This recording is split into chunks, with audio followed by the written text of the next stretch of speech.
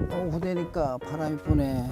오늘이 3월 27일?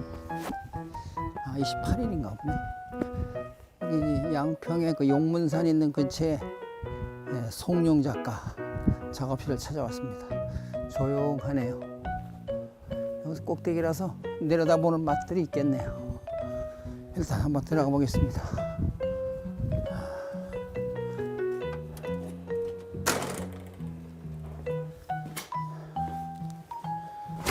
아, 2층에 작업실 있나 보네. 아이고, 여기가 작업실인가 보다. 저기. 여기 계시네. 반갑습니다. 멀리까지 이렇게 찾아서 고맙습니다. 물론 말씀을 진작 왔어야 되는데 다 일정이 안 맞다 보니까 자꾸 늦어진. 천장이 높네요. 예, 6m 꼭대기 저기까지고 저 기둥까지가 4m. 시원하네. 저 창문 열면 뭐 밖에 환히 내다고 얘기했네. 여기는 작업실 오신 지는 얼마나 됐어요? 지금 횟수로는 15년. 10년? 예, 15년. 여기 작업. 그 전에 또 서울에 사시고? 예, 서울에 대치동에 화실이 조그마한 게 있었는데. 대치동에? 예. 그러면은 이쪽에 어떻게 또 여기까지 자리를 잡게 됐어요? 양평 안쪽에 쭉 들어왔는데. 여기가 원래 이 자리가 원래 이제 박동인 선생님도 그렇고 다른 분들이 이제 화우들이 많이 네네, 사는데 양평에 작가들이 많더라고요. 여기 이제 문인들이 이 문인? 터를 이제 허가를 받아서 택지를 조성을 했어요. 예촌이라고 그래가지고. 예천. 예. 예술가 그런데 이제 촌이라서. 소개를 받아가지고 이쪽으로 오게 됐죠. 그럼 요 근처에서 몇 명 있어요? 예술가들이? 박복규 씨가 바로 옆에 집에 있고요. 문인들. 문인들 지금 현재 여기에서 시인 하나 안녕이라고 있고 이쪽에 그 이재우 씨라고 방송 드라마 작가 지금 원로신데 지금은 은퇴했지만은 여기 살고 가끔 계시고. 모임들 해요? 뭐예요? 아니요 가끔 모임은 가끔 별- 반에서 모이는 걸로. 반에 마을 반상회 모임으로. 같은 거. 예, 노인회. 노인회. 저도 시골에 가면 노인회에 들어가더라고요. 네. 맞아, 노인회. 우리 송생 채취가 아주 많이 느껴집니다. 그래요. 저기 대치동에 있을 때는 미술단체 일을 한 상당히 오래 했어요. 모구일부터. 모구에 그리고 또 이제 한동미술가협회라고 한동미술가협회. 독일 교류전 하는데 네. 운보 선생님이 살아 계실 동안은 초대부터 돌아가실 때까지 20년을 회장을 하셨거든요. 이거 모시고 이제 사무국장을 하다 보니까 돌아가실 때까지 하다 보니까 꼼짝 못하고 일을 아주 했는데. 붙박이로 하셨네. 예, 왜냐하면 이제 가깝게 뭐 사무실, 운보 선생님 사무실이 처음에 강남에 있었어요. 제 화실 옆에 있었고. 그러다 보니까 어떻게 이제 그렇게 됐고 청주로 이사 간 다음에도 계속 이제 맡아서 했었는데 그러다 보니까 그 화단 일만 하다 보니까 작업을 할 시간이 아무래도 모자라요. 뺏기게. 더군다나 국제교류전을 하려면은 한 건 교류전을 하려면은 몇 년 전부터 왔다 갔다 준비해야 되고 전화도 그렇기 해야 되고 때문에 편지해야 되고 뭐 이래저래. 그래서 아무래도 운보 선생님 돌아가시고 나서 뭔가 좀 나도 작업 좀 해야겠구나 그래서 해서 그냥 시골로 내려오셨구나. 그렇죠. 예. 여기저기 다 알아봤어요. 저 음성까지 가보기도 하고. 오호. 예, 저기 전남 장성 있는 그 어디 또 좋은 데가 있다고 해서 가보기도 하고 했는데 여기서 이제 추천을 해가지고 왔었죠. 그럼 직접 지으신 거예요? 예. 그런 역사가 있으셨군요. 그러면 한번 화실 한번 돌려보자고요. 여기 또 캔버스 여기 바로 있네 옆에. 그럼 어디 풍경이? 제주도 스케치 갔다가. 요즘 그리시는 거예요? 예, 이제 마무리. 제주도. 저 유채꽃 한참 막. 예, 예.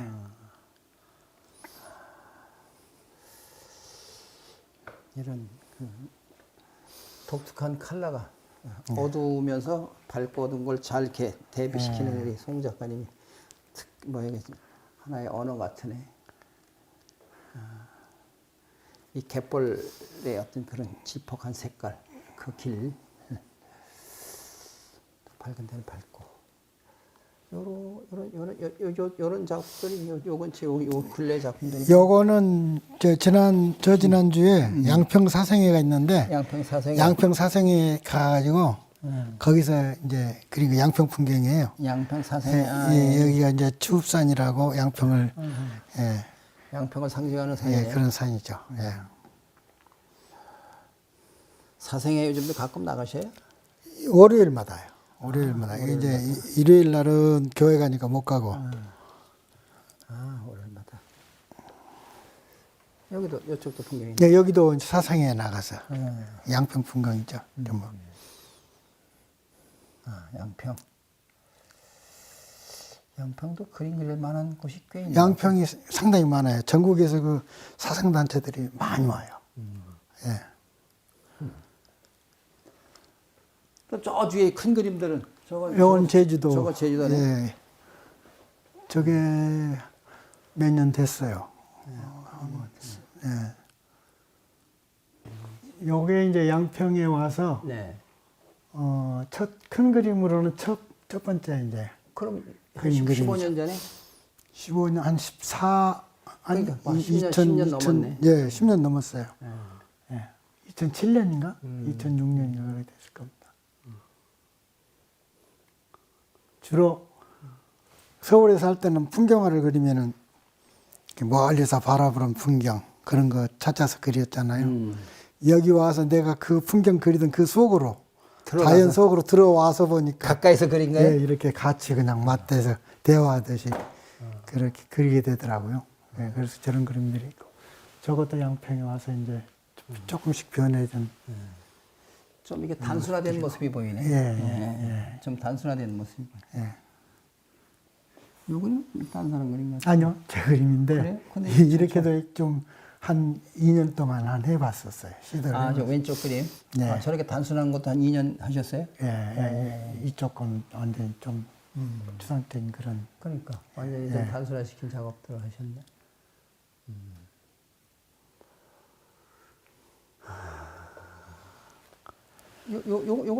이것도 사생 지금 뭔 전람회 준비 중인데 이것도 양평 사생에서 그린 것인데 손을 좀 보려고요. 마음에 안 든 부분들이 있어서. 예. 최근에 만드는 그림들이네. 이것도 사생에서 이건 이번 월요일 날 양수리 가서 좀 스케치만 해갖고 온 겁니다. 이제 화실에서 마무리해야죠. 그것도 그렇고, 예. 다 작업 더 좀 하셔야 될 것들이구나, 그러니까. 예, 이것도 이제 설악산 그것은 설악산이고 이거 전부 이렇게 스케치만 해가지고 와서 이제 동선 현장에서 이렇게 기본을 해가지셨구나. 예. 현장에서 기본적인 거 해가지고 예. 오셔가지고 다시 이제 또 작업을 해야 되니까. 그래도 그것도 쉽지 않은데요. 예. 그때 잠깐 이렇게 기본적인 걸 해가지고 오시는구나. 이렇게. 예. 기본 틀만, 예. 기본색만 만들어가지고 오시고. 근데 여기까지 말하자면 이런 정도까지만 손을 대면 참 좋은데 나중에 와서 이제 손을 더 대면 좀 망쳐지는 경우도 있고 그러더라고요. 그래서 개인적으로 요 정도까지가 좋을 것 같아요. 예, 물감만 더 충분히 묻었다면. 예, 그래서 요즘 우리끼리지만 요까지만 해도 저도 많이 그렇죠. 손을 대거든요. 또 대고 또 대거든요. 여기까지가 좋은 것 같아요. 여기까지만 해도 물감만 진짜 좀 디테일만 좀 있으면 줄 것 같은데. 그렇죠. 그게 쉽지 않죠? 이제 그렇게 해야죠. 뭐. 덜 그린 게 나은데 물감도 얘가 싸고. 어렵게 그렇지. 물감 많이 들고 맑고 힘 많이 들고. 힘들고. 근데 이제 거기다가 이제 내가 생각하는 세계 말하자면 표현하는 하고 싶은 것들 그런 것들을 손대다 보니까 사실적인 묘사가 돼버리고 물체 하나하나에 관심을 갖고 보다 보면 빛의 변화 같은 걸 보다 보면 그 묘사를 하다가 쫓아가다 보면 사실적인 것이 되버리더라고요. 같아져 버리는 거죠. 같아져 버리는데 거기서 이제 그 보는 그냥 시각을 좀 예, 그냥 사실적인 그런 형태로만 보는 그걸 그 위에다가 내가 그 시도하면서 했던 그런 작업들, 그런 생각들을 넣어가지고 그냥 사실적인 그림만이 아니라 내가 냄새가 내 생각에 묻어나오는 그런 사실적인 그림으로 하려니까 그게 어렵다는 얘기죠. 그래서 어느 우리 원로 작가 선생님은 이런 얘기를 하시더라고요. 우리 정몽 선생님 잘 아실 거예요. 누드 2부 시리즈 엄청나게 많이 하셨잖아요. 예. 근데 누드를 이제 드로잉도 하고 많이 하잖아요. 예. 그 내가 물었어요. 얼마 전에 한 몇 달 전에 그 누드 작품 옛날 거 이제 보여줄 일이 있어서 요즘은 이제 장미 그리고 이제 요즘 자연과 함께 위암 이후에는 이제 그런 거 그리시잖아요. 예. 새로 탄생하셨다는 그 소생 기념이라고 할까? 자연으로 다시 그림을 그리시는데 옛날 그림을 볼 기회가 있었어요. 그래서 이거는 모델을 놓고 하십니까? 하고 물었어요. 제가. 그랬더니 모델 안 놓고 한다고. 예. 그거 왜 그러시죠? 그랬더니 이 얘기 하시는 거예요. 모델을 놓고 그림을 그리면 드로잉 할 때처럼 사실에 가깝게 계속 그리려고 한다 이거야. 모델이 없으면 그냥 내가 봤던 누드 모델에서 내 나름대로 그린다 이거야. 그 말이 와닿는 거 아닙니까? 근데 자꾸 그 자연하고 가까이 가려고 그걸 자꾸 보고 그걸 또 하면 디테일해지다 보면 자연하고 같아진다 이거. 누드도 마찬가지로 그럼 자기 스타일의 그 어떤 누드가 아니라 누드에 충실하다 보면 그냥 누드 자체에 충실한 그림이지 누드에서 오는 자기의 최초의 그 2부 시리즈의 그 맛은 없다. 아까 조금 전에 우리 송 선생님 하면 작업 시간을 많이 갖고자 이쪽으로 오셨잖아요. 네. 근데 오히려 서울 나가기 불편스러워서 가끔 그게 오히려 안 좋을 수가 있어요? 아니 나가는 것 자체가 안 좋은 게 아니고 아니 안 좋다기보다는 시간을 좀 많이 뺏기죠. 거기서는 전철 타고 얼른 갔다 오면 되는 시간을 여기는 하루를 잡아야 되니까요. 세상에 만족이 없네요. 예. 뭐 좋은 거 있으면 따라다녀요. 마가 낀다고 만족이 없네. 완전히 나들이 가야 되는 거니까 여기서는. 예. 그래도 여기는 뭐 우리 경기도권이 수도권인데 그럼 저 지방인 사람들은 뭐 말도 못 하잖아요.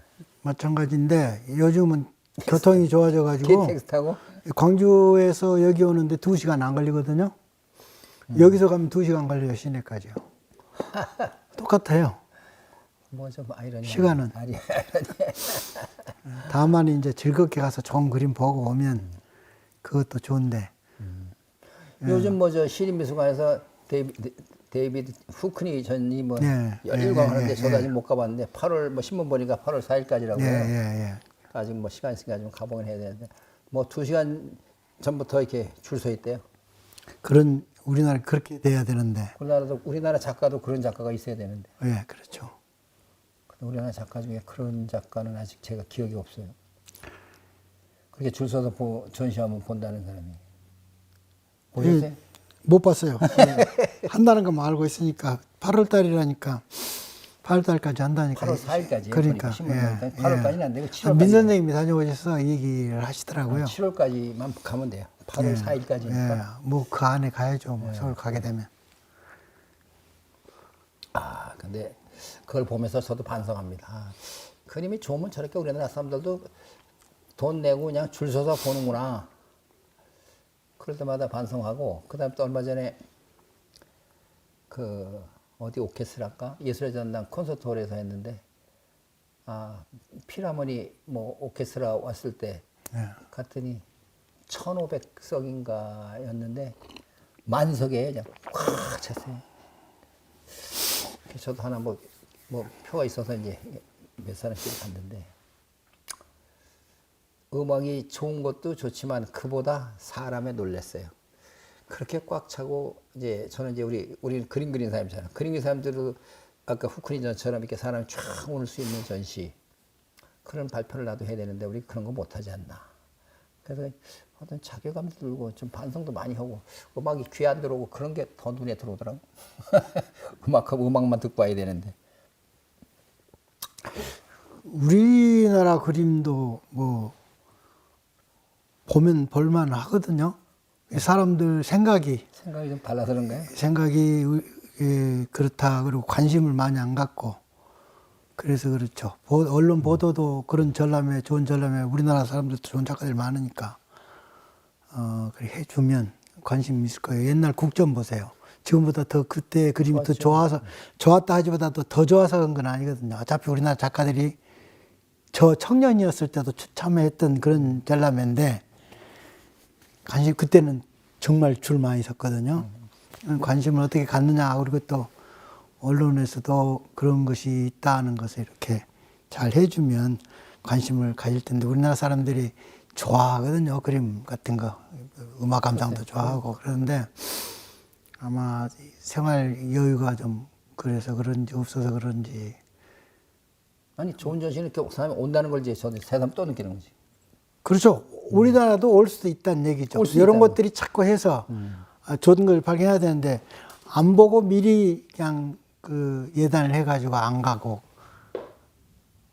아니라 못 가는 거겠죠. 그러니까 우리나라도 전라면도 그럴 수 있지 않느냐는 생각이 들어요. 가능성은 있다는 거죠.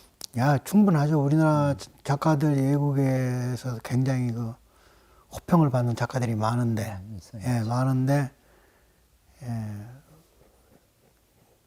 좀 그렇죠. 참 지금 좀 더 신중하게 해서 좀 생각을 해봐야 되지 않나 싶은 생각이 드는데, 그러면 작가들이 모두가 좀 한 번 더 생각해볼 문제. 또 뭐 피아니스트 뭐 조성진이 이런 사람들 외국에 나가서 뭐 상 받아는지 거기도 가면 그냥 쫙 사람들. 그렇죠. 그 음악하는 사람들이 그렇게 하듯이 미술도 방탄소년단 뭐 등등. 미술도 못지 않을 텐데 아직 어떻게 엮냐고요 그걸. 엮어야죠. 근데 우리 미술인들이 반성을 많이 해야죠. 반성 여러 가지 면에서 스스로 우리가 그렇게 만든 그런 뭐가 있어요. 그래서 좀 아쉽기도 한데 좀 미흡서부터 좀 잘 해가지고 하면 가능해요. 해외에서 우리나라 그 작가들이 이렇게 모여가지고 네.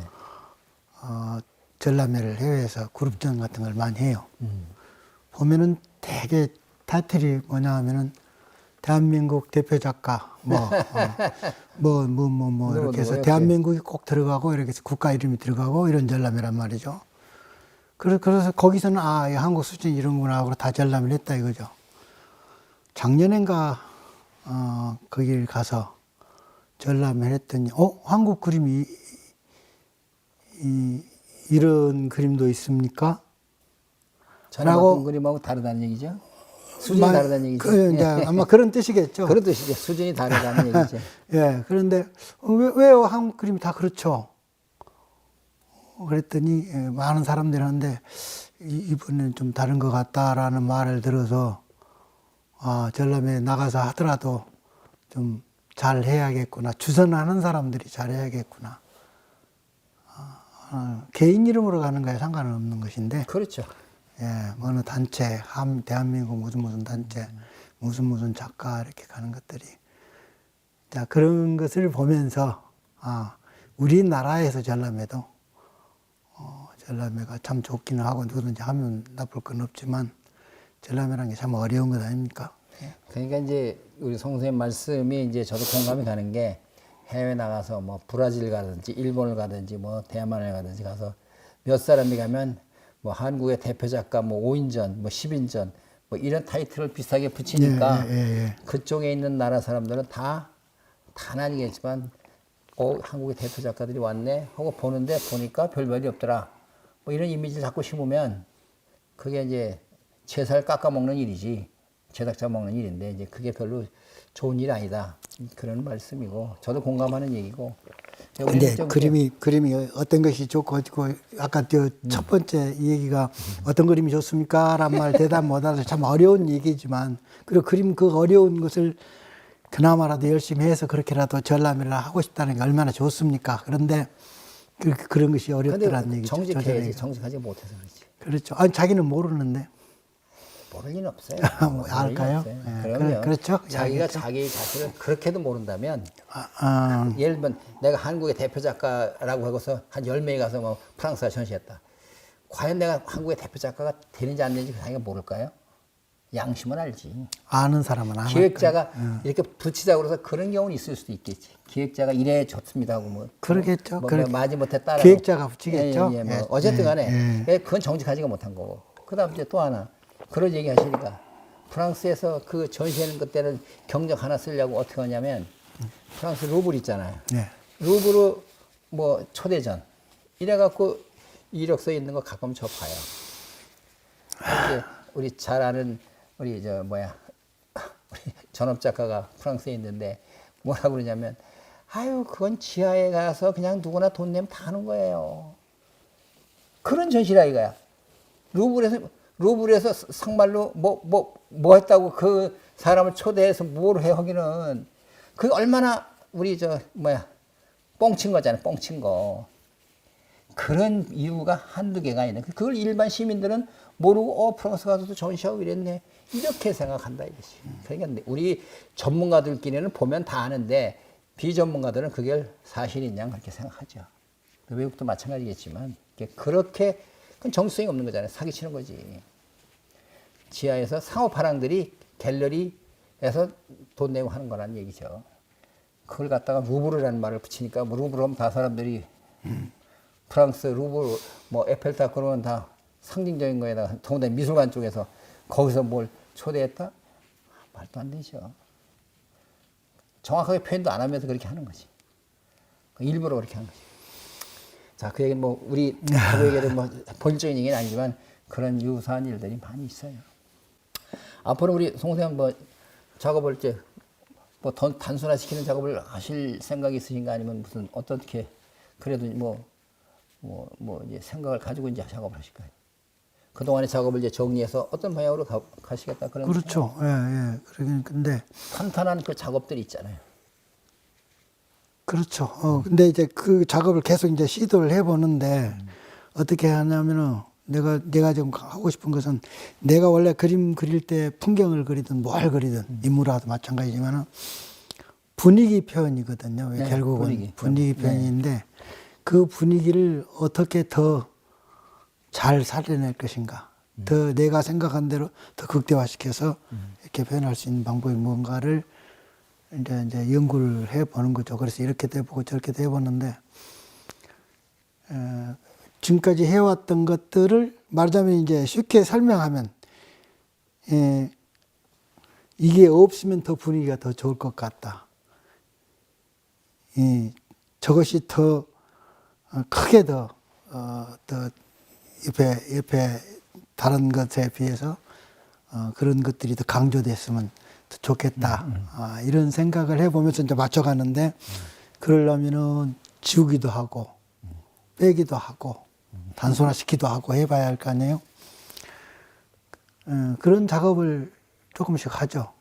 그래서,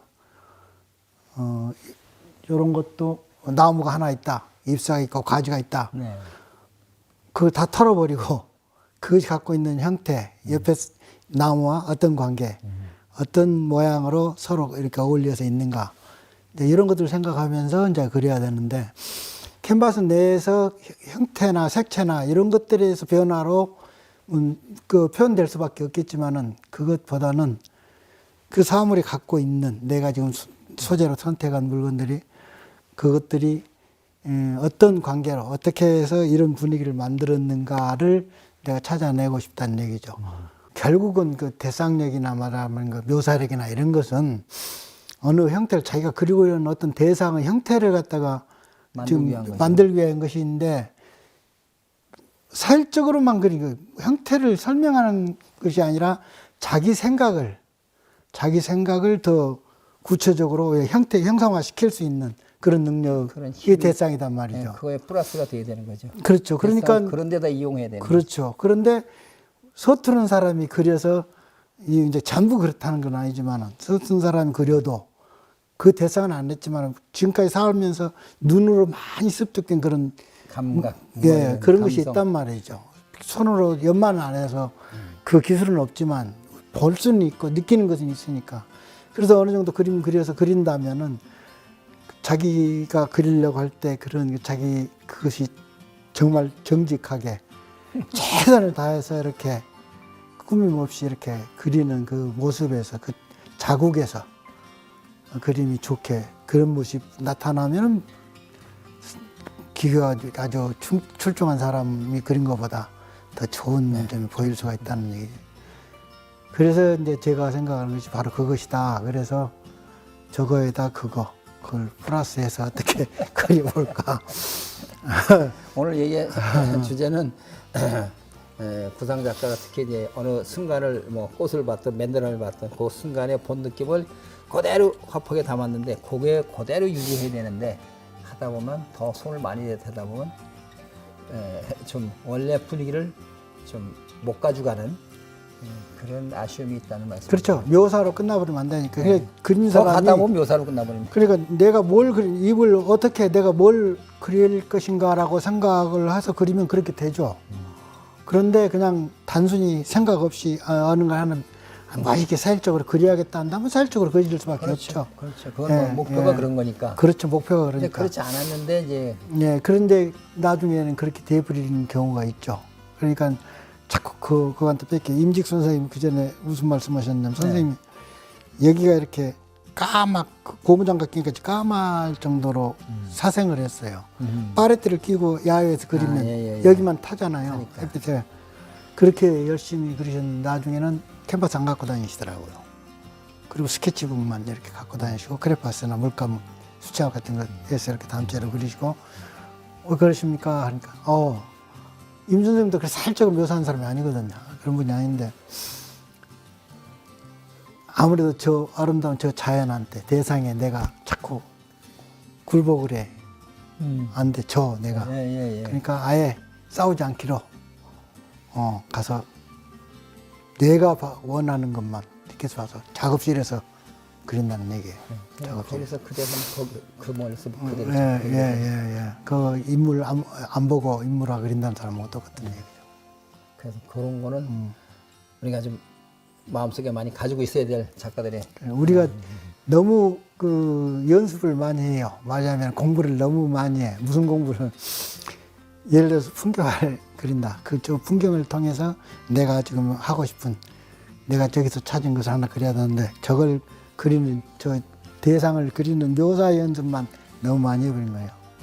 그걸 빨리 뛰어넘어야 되는데 그 기간이 너무 길어요.